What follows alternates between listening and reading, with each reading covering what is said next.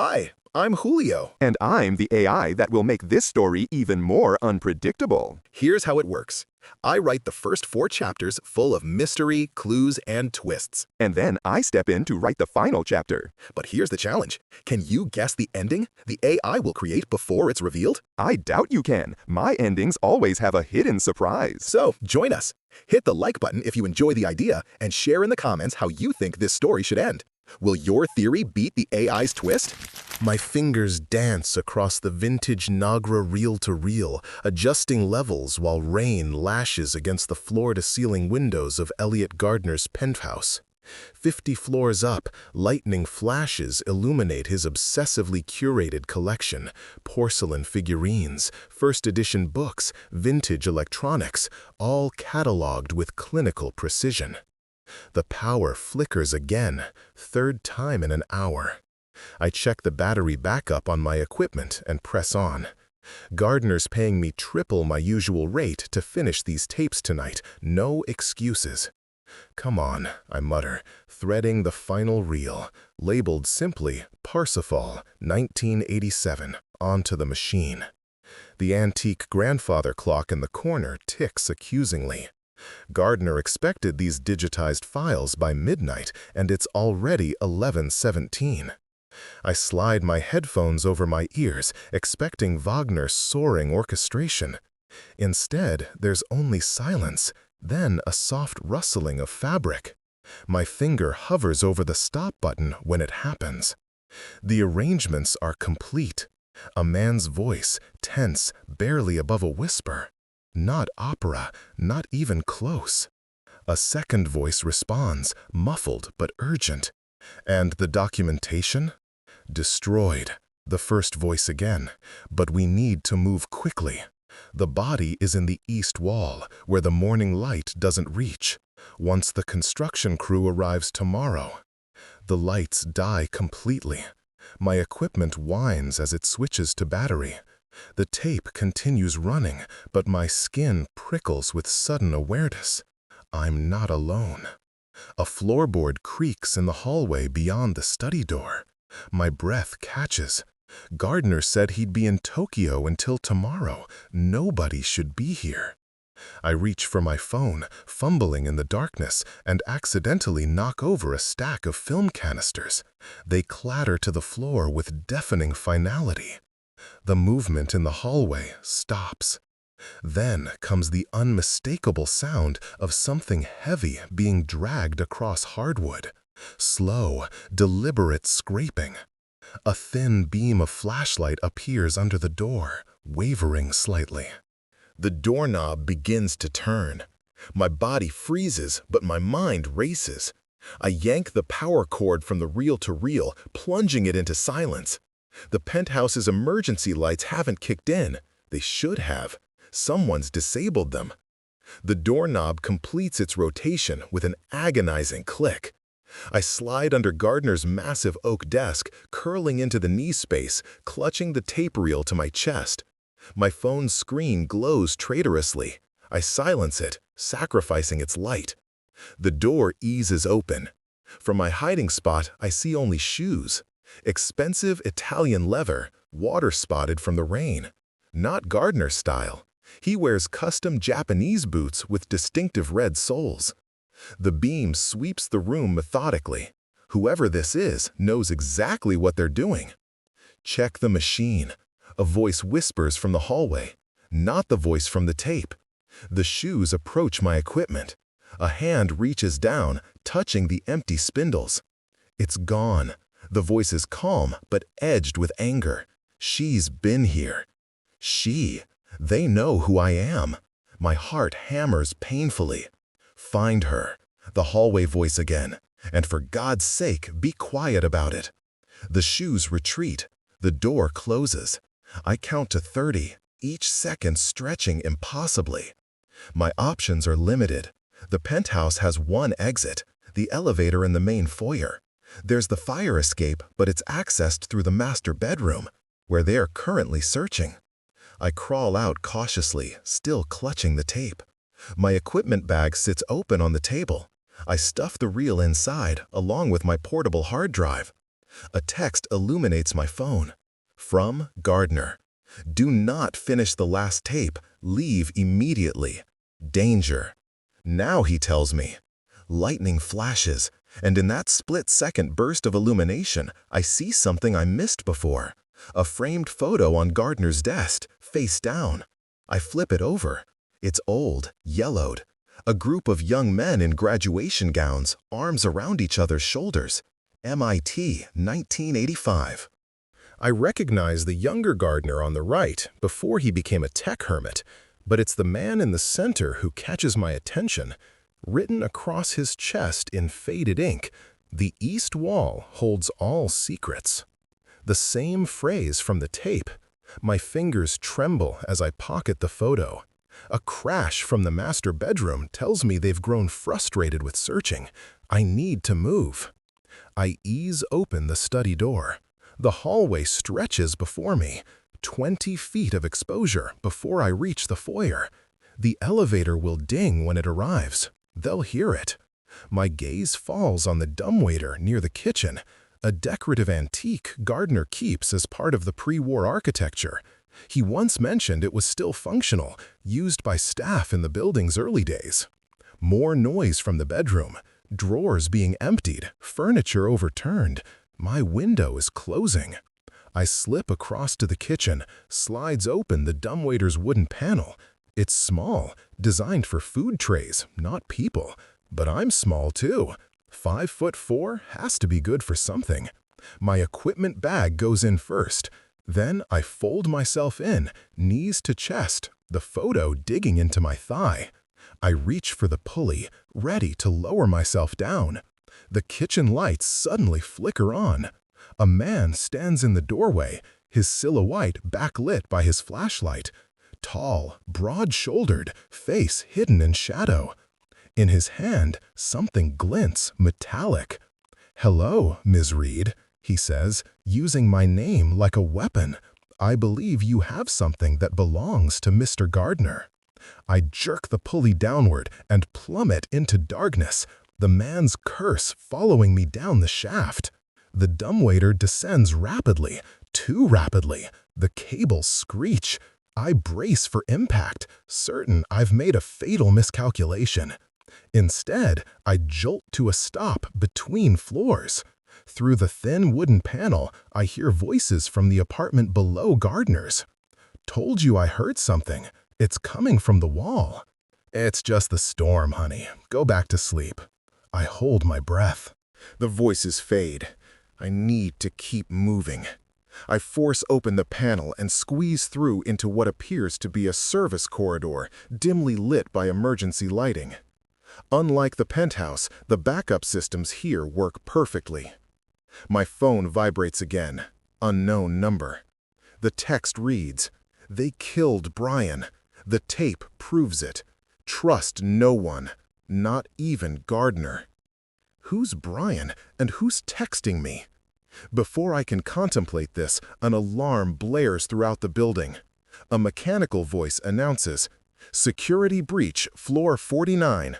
All residents remain in your apartments. Security personnel en route." They're coming for me, and they know exactly where I am. The service corridor stretches before me, lit by anemic emergency lighting. I run, equipment bag slapping against my hip, the tape inside suddenly feeling like a live bomb. My mind catalogs facts as I move. The tape, recorded in 1987, mislabeled as opera. The photo, MIT graduates, including Gardner. The body, hidden in an east wall. And now, Brian, someone who was apparently killed. I reach a junction, left toward the main service elevator, right toward what looks like a maintenance room. The alarm continues its relentless wail. The decision makes itself when I hear the service elevator ding. I dive right through the heavy fire door into a room crowded with electrical panels and cleaning supplies. My phone buzzes again, same unknown number. Maintenance room 49B, panel box, code 5591. Someone's watching me. But are they helping or hurting? The room's designation is stenciled on the door, 49B. Coincidence feels impossible now. I find the panel box, a dented metal cabinet with a simple keypad. I enter 5591 with shaking fingers. The cabinet swings open to reveal not circuit breakers, but a small safe. Inside, a manila envelope and a key card labeled Express Override. The envelope contains newspaper clippings. January 1988, promising engineer found dead in Hudson River. The photo shows a young man I recognize from the graduation picture, standing next to Gardner. Brian Walsh, 25, suspected suicide. Another clipping, same week. TerraCore breaks ground on revolutionary office complex. The photo shows a construction site. A quote from CEO Daniel Voss. The East Tower will revolutionize how we think about sustainable architecture. East Tower, East Wall, body. My phone vibrates violently. Not a text this time, a call. Miss Reed. Gardner's voice, tense and breathless. Where are you? Somewhere you can't find me, I reply, pressing against the wall as footsteps pass outside. Listen carefully. I didn't send you that tape by accident. I needed someone outside the circle to find it. What circle? What's on this tape, Gardner? Evidence. His voice drops. Brian Walsh didn't kill himself. He discovered financial irregularities at TerraCore. He threatened to expose Voss and the others. The body in the east wall, I whisper, pieces clicking together. That's Brian? I thought so for decades, but the line crackles with interference. Gardner? They're jamming the signal, he hisses. Use the key card. Get to the basement archives. Find box 1987-E. It contains... The call dies. I try redialing. Nothing.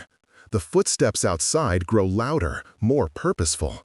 I clutch the key card, weighing options. The main elevators are surely watched. The service elevator, too. My gaze lands on the building's emergency evacuation plans mounted on the wall. There's a freight elevator, used for deliveries and garbage. It bypasses residential floors, running from the roof to the basement. I ease out of the maintenance room, timing my movements between lightning flashes that illuminate the corridor through small safety windows. The freight elevator is at the far end, past a series of locked apartments. I'm halfway there when a door opens directly in my path. A woman in expensive silk pajamas steps out, a small dog tucked under her arm. "You're not maintenance," she says, eyes narrowing. "Security is looking for you." I freeze.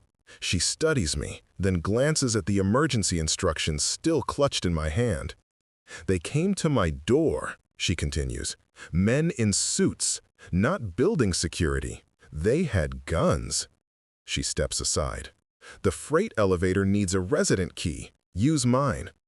She presses a fob into my hand, then retreats back into her apartment without another word. Sometimes paranoia works in your favor.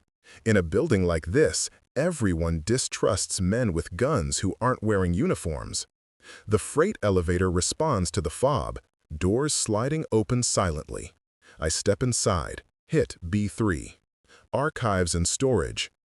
As the doors begin to close, a hand shoots through the gap. The doors retract automatically. The man from Gardner's kitchen stands before me, breathing hard. Blood trickles from a cut above his eye. "You're making a mistake," he says, stepping inside. The doors close behind him.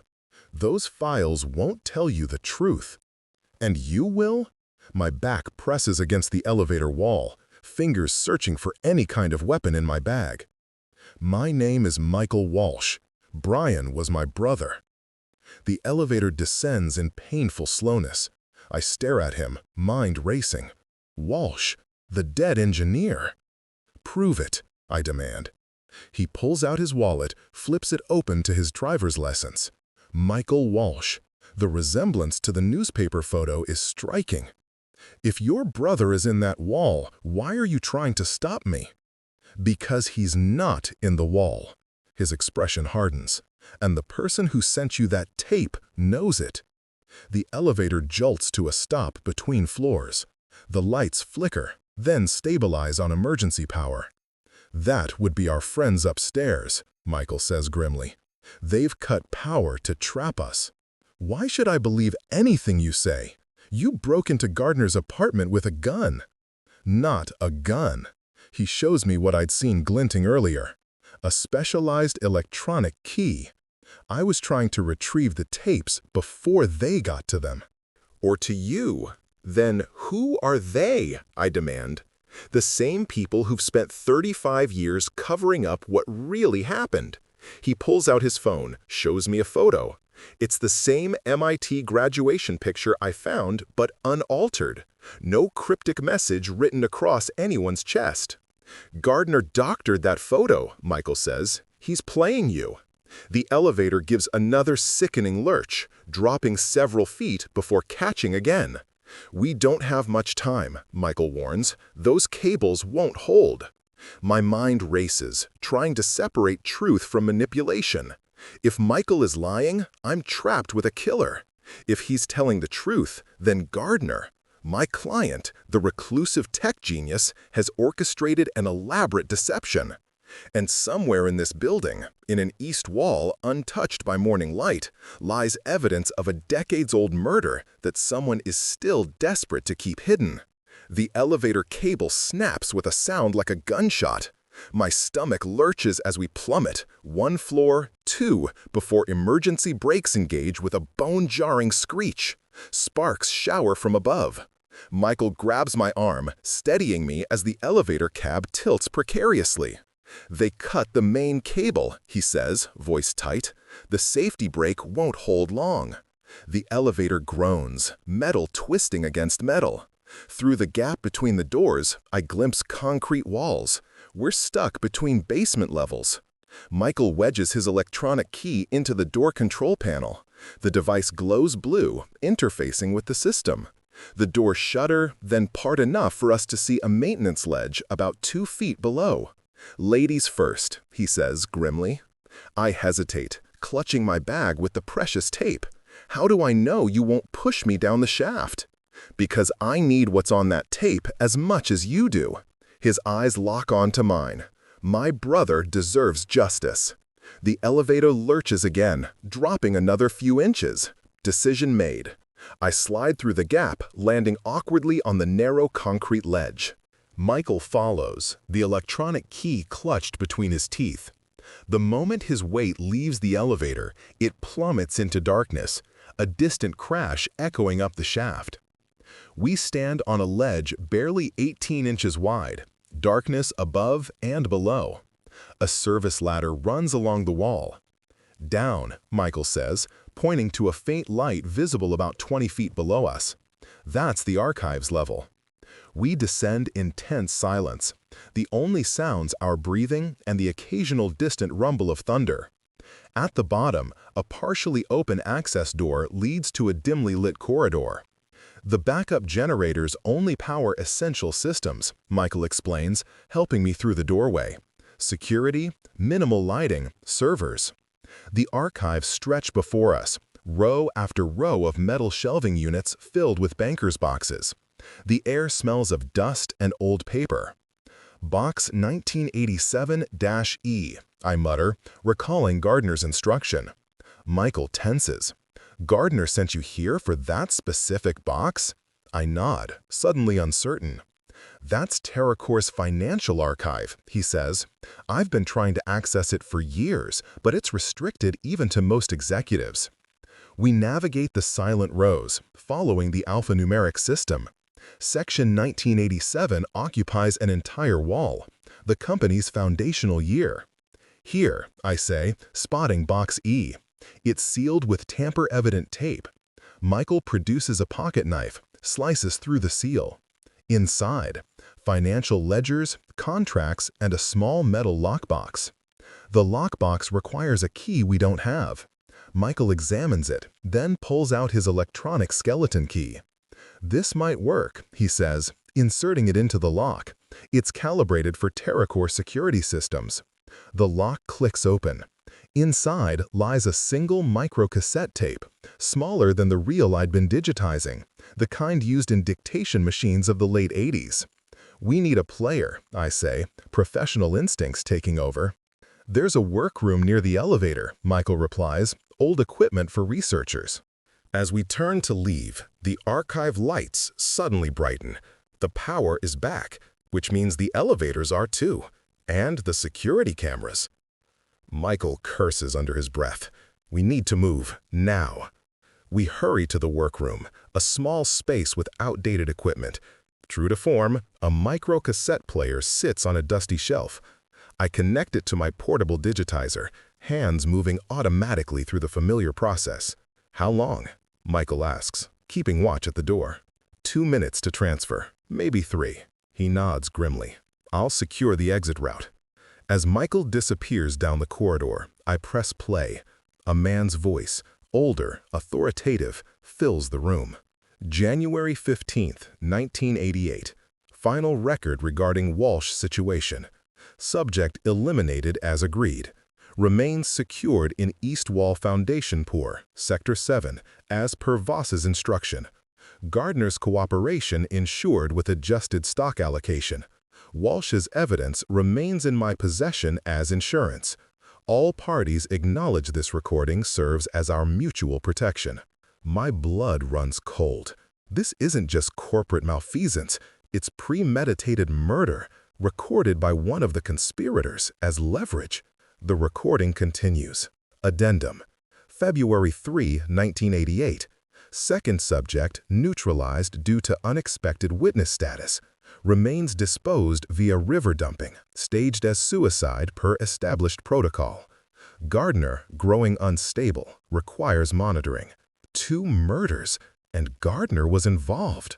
Footsteps approach rapidly from the corridor. Not Michael's measured stride, but multiple sets, moving with purpose. I disconnect my equipment, stuffing it into my bag alongside both tapes. The workroom has no other exit. I'm trapped. The door bursts open. A security guard enters, followed by a distinguished older man in an expensive suit, despite the late hour. His face registers immediate recognition. "Ms. Reed," he says smoothly, "I'm Daniel Voss, CEO of TerraCore. I believe you have company property in your possession." Voss. The name from the tape. The man who ordered the wall burial. "Where's Michael? I demand!" Voss's smile doesn't reach his eyes. Mr. Walsh won't be joining us. He's had a rather unfortunate accident. My mind races. Michael said his brother wasn't in the wall. The second victim was dumped in the river. Then who's in the east wall? The tape mentions 2 victims, I say, playing for time. Brian Walsh was the second. Who was the first? Something flickers across Voss's face. Surprise, quickly masked. "You've misunderstood the recording," he replies smoothly. "Corporate takeovers often use martial metaphors. Eliminated referred to a competitor. Then you won't mind if I take these tapes to the police," I counter, gripping my bag tighter. "That won't be necessary." The voice comes from behind Voss. Elliot Gardner steps into the room, looking nothing like the disheveled tech genius who hired me. His posture is straight, his eyes clear and cold. "Mr. Gardner has been helping us track you down," Voss explains. "After all, you did break into his penthouse." Gardner won't meet my eyes. "Give them the tapes, Ms. Reed." "You sent me that tape?" I say, confused. "You texted me warnings." "I assure you he did not," Voss interjects. "Mr. Gardner has been with me all evening." My phone buzzes in my pocket. I slip it out just enough to glimpse the screen. Another message from the unknown number. "East Wall, not who you think. G is lying." Gardner notices my movement. Our eyes meet briefly. His lips form a silent word. "Run." Before I can react, the archive lights cut out completely. True darkness, not even emergency lighting. Something metal clatters across the floor. A pop, then hissing. The room fills with smoke. Hands grab my arm, pulling me forward. Stay low, Michael's voice whispers in my ear. Move. We stumble through darkness, the sounds of confusion behind us. An alarm blares, deafening in the enclosed space. Fire protocol, Michael explains as we run. All doors unlock automatically. We burst through an emergency exit into the loading dock area. Rain still pours outside, the storm having intensified. My car's a block away, Michael says, guiding me toward a service gate. As we reach it, headlights illuminate us from behind. A black SUV screeches to a halt, blocking our exit. The driver's door opens. Gardner steps out, alone, hands raised to show they're empty. I can explain everything, he says, rain plastering his thinning hair to his skull. But not here, they're right behind me. Why should we trust you? Michael demands. You were just with Voss. Because I know who's really in that wall, Gardner replies, and it changes everything you think you know about your brother. The wail of approaching sirens cuts through the night. Police or private security, it doesn't matter, we're out of time. Get in, Gardner urges, gesturing to the SUV. I'll take you to the proof. Michael and I exchange glances, a silent calculation of limited options. Fine, Michael says finally, opening the rear door, but I'm driving. Gardner tosses him the keys without argument, sliding into the passenger seat. I climb into the back, still clutching my bag with both tapes. As we pull away from the building, I glimpse Voss in the rearview mirror, standing in the rain, watching us escape. He lifts a phone to his ear, his expression murderous. Where are we going? I ask, as Michael navigates through the storm-lashed streets. TerraCore's first building, Gardner replies, wiping rain from his face. The original East Tower, where it all began. And what exactly are we going to find there? Michael demands. Gardner turns to look at me, his eyes haunted. The truth about why I hired you to digitize those tapes, and why someone else has been helping you all night. Who? I ask. The only other person who knew where the body was buried, Gardner says softly. The man who buried it.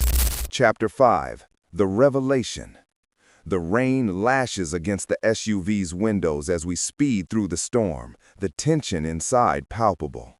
I can't shake the feeling that we're being hunted, the shadows of the past looming over us.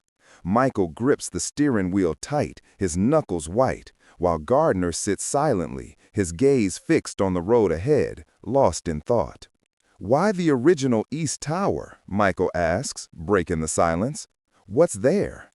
Everything, Gardner replies, his voice barely above a whisper. The records, the evidence, it all started there. What did? I press, desperate for clarity.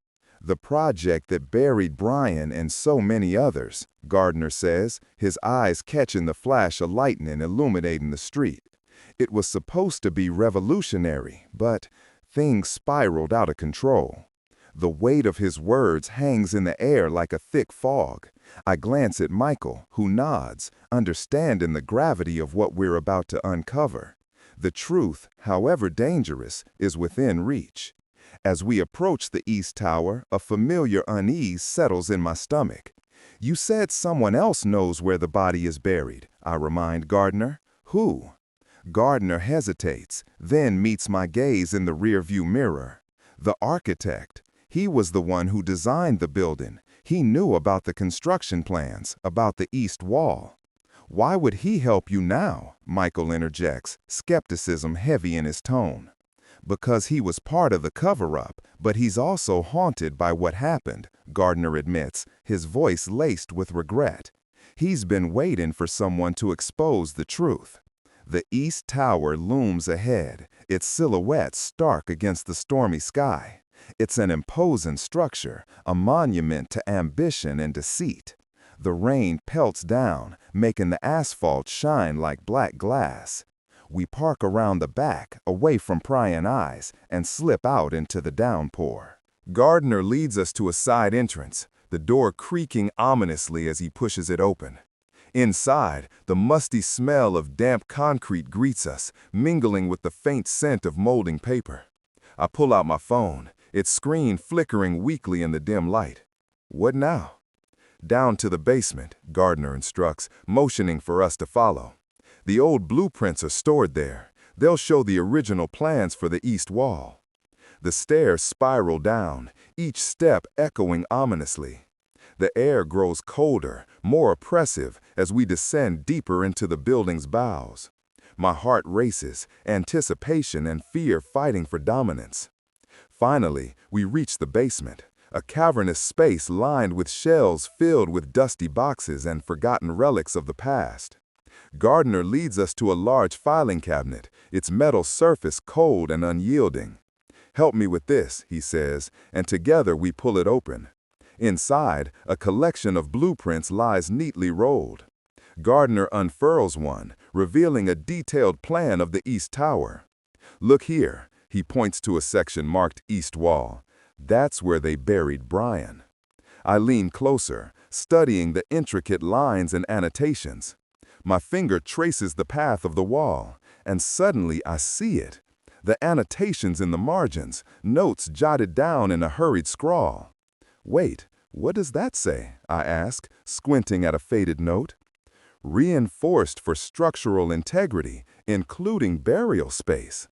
"They planned it. They planned for it," Gardner whispers, horror creeping into his voice.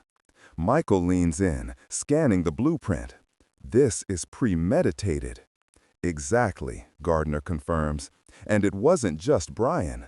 They covered their tracks for years, burying evidence beneath the foundation of progress." I feel a chill creep up my spine. But why? What were they trying to protect? Financial fraud, corporate espionage. "Brian discovered something he shouldn't have," Gardner explains, his hands trembling. "He threatened to expose it. They had to silence him." Suddenly, the sound of footsteps echoes down the corridor. We freeze, hearts pounding in our chests. "We need to hurry," Michael urges, glancing nervously toward the sound. "Grab everything you can," Gardner whispers, urgency thick in the air. "We need to get out of here." I quickly gather the blueprints and stuff them into my bag. As I turn to help Michael, the footsteps grow closer, a sense of dread washing over me. We're running out of time. "Let's go," Gardner hisses, leading us toward a side exit. Just as we reach the door, it swings open violently. A figure stands silhouetted in the doorway, backlit by the emergency lights. It's Voss, flanked by 2 security guards. "Well, well, what do we have here?" Voss smirks, his eyes glinting with malice. "Playing detective, are we?" "Get out of our way, Voss," Michael snaps, stepping protectively in front of me. Voss chuckles darkly. "You should know by now, Michael. There's no escape from your family's legacy." The guards move in, but before they can reach us, Gardner shoves me to the side and lunges toward Voss. "You'll pay for this, Daniel." The 2 men collide, grappling fiercely as I watch in shock. Michael pulls me back, urging me to stay hidden behind a stack of boxes. "Call the police," I hiss, my heart racing as I fumble for my phone again. "No time," Michael replies, his eyes darting around for an exit. "We have to find another way out. Gardner's distracting them." The scuffle between Gardner and Voss intensifies, a flurry of fists and desperation. I can't just stand here. I need to help him. "Stay here," Michael orders, but I'm already moving. I rush toward the chaos, adrenaline surging. "Gardner, I'm coming." Voss shouts, "Stop her!" But it's too late. I dive into the fray, trying to pull Gardner away from Voss. As I grab his arm, Voss swings a fist, narrowly missing me. "You should have stayed out of this, Miss Reed," he growls. With a surge of adrenaline, I pull Gardner away just as Michael lunges forward, tackling one of the guards. The other guard reaches for his radio, calling for backup. "Run!" Michael shouts, taking down the guard with a swift kick. We bolt for the exit, Gardner leading the way, the blueprints clutched tightly in my hand. We burst through the door and into the storm, rain soaking us instantly. "Where to now?" I gasp, trying to catch my breath. "The parking garage," Gardner says, determination etched on his face. "My car is there." As we run, I can hear the chaos behind us, Voss's voice shouting orders, the sound of footsteps pounding the concrete. We reach the garage, and Gardner swiftly punches in the code for the gate. Hurry! The gate creaks open, and we slip inside just as the sound of shouts echoes behind us. Gardner leads us to his car, a sleek black sedan, and we pile inside, Michael in the driver's seat. Go! Gardner shouts, urgency thrumming in the air. Michael slams on the gas, the tires screeching as we lurch forward. The rain pelts down harder, the storm mirroring the turmoil inside me. Now what? I ask, glancing back to see if we're being followed. Now we expose them, Gardner replies, his voice steady. We take the evidence to the police. They can't cover up a murder forever. What if they come after us? Michael asks, his grip on the wheel tightening. They will, Gardner admits, his eyes darkening. But we have the truth on our side, and the recordings. As we speed through the rain-slick streets, I can't shake the sense of impending danger. The revelations we've uncovered will change everything, and the forces we're up against are powerful. But as I look at Gardner and Michael, determination ignites within me. We're not just victims anymore. We're armed with the truth, and we're ready to fight for justice. The road ahead is uncertain, fraught with peril. But for the first time in a long time, I feel a flicker of hope. The truth is a weapon, and we're going to make sure it's heard.